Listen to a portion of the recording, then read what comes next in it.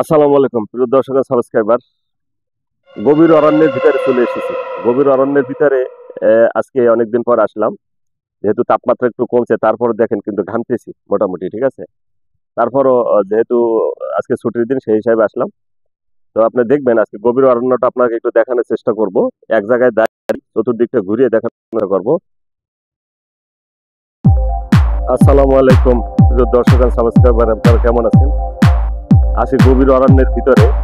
গভীর অরণ্য, যে আবার আরব দেশে আবার অরণ্য আসলো কোথেকে? অরণ্য আসে, এগুলো তৈরি করা অরণ্য। আমাদের দেশের মতো ওই রকমের ম্যানগ্রোভ বন না, যে ন্যাচারালি হয়ে গেছে, সৃষ্টি করা হয়েছে নদীর পাড়ে, এরকমের না। এগুলো মানুষ দ্বারা তৈরি।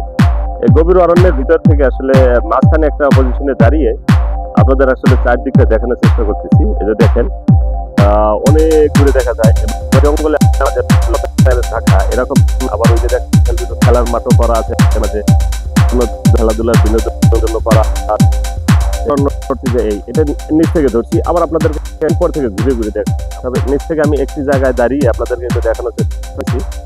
দেখেন কি অবস্থা, কত বড় এই যে। তবে আজকে যেহেতু একটু তাপমাত্রা একটু কমছে, তাই তারপর দেখেন যে গাছপালা কিন্তু এগুলো কিন্তু জরাজীর্ণ হয়ে গেছে, ঠিক আছে।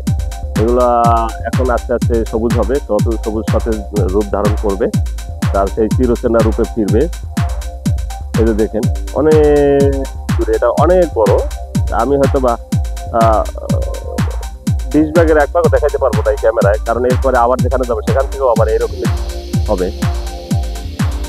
এই যে অরণ্যে একদম তোর দিকে মানুষ হাঁটতেছে, যার যার মতো ইচ্ছা করে দিক দিকে হাঁটাহাঁটি ঘোরাঘুরি করতেছে। দেখেন এই যে উপরের অংশ দেখেন গাছপালার অবস্থা। আবার দেখেন এখানে গাছপালা খুবই ধরাজীর্ণ অবস্থার মধ্যে আছে। এখন শীতের দিনে সে একটু সতেজতা ফিরে পাওয়ার চেষ্টা করতেছে, এবং আস্তে আস্তে হয়তো যত আরো আস্তে আস্তে অক্টোবর শেষের দিকে বা নভেম্বরে তাই এই যে আমি মাঝখানে আছি, আকাশও দেখা যাচ্ছে না। তো এই অরণ্য দেখেন, অরণ্যটার ভিডিওটা আপনাদেরকে দেখানোর চেষ্টা করছিলাম আজকে। সবাই ভালো থাকবেন, এই ভিডিওটা দেখেন। এবং কুয়েতেও কিন্তু এরকমের বন জঙ্গল আছে, কিন্তু এগুলা ওই রকমের আমাদের দেশে এরকম ম্যানগ্রোভ বনের মতো না, যে নদীর চরে সমুদ্রের পাড়ে হয়ে গেছে।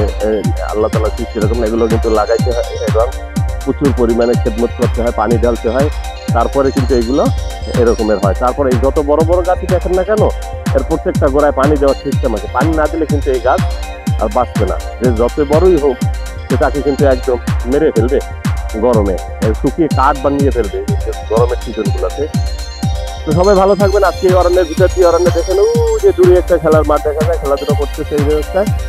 এই যে আবার অনেক দূরে থেকে ধরতে হয়, যেহেতু কিছু মানুষ হাঁটাচলা করতেছে, বিশেষ করে পুরুষ মহিলা, তাদের তো আসলে ফ্রেমের ভিতরে নেওয়া যাবে না, এটা আসলে আইনতভাবে দণ্ডনীয় অপরাধ। তাই সবসময় আমি দূর থেকে জড়িত আছি, যাতে তারা ওইভাবে ফ্রেমের ভিতরে না আসে। তো সবাই ভালো থাকবেন। আসসালামু আলাইকুম।